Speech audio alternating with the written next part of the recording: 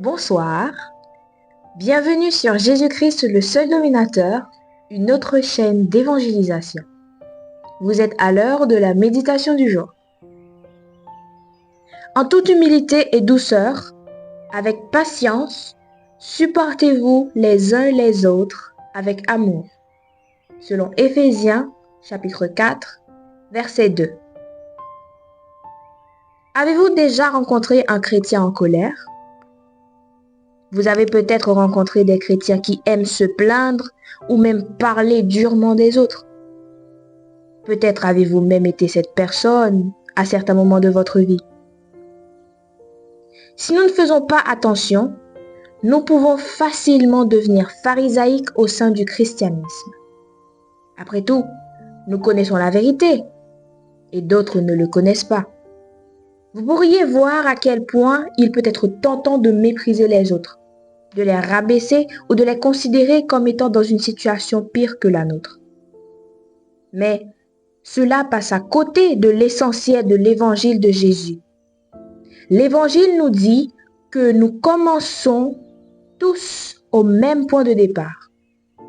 Et ce n'est que par la grâce que nous parvenons au salut et que nous apprenons la vérité sur l'amour que Dieu a pour nous. Cela ne nous rend pas meilleurs que les autres chrétiens. En fait, comme le dit Paul dans Éphésiens chapitre 4 au verset 2, nous devrions être humbles et doux avec les autres, plutôt que durs et critiques. Il dit que nous devons être patients les uns envers les autres, nous entraider de toutes les manières possibles afin que nous grandissions ensemble. Ces idées ne sont pas originales de Paul. Elles viennent en fait de la façon dont Jésus a vécu sa vie. En tant que disciples de Jésus, nous devons nous aussi nous efforcer d'être doux, humbles et patients avec tous ceux qui nous entourent.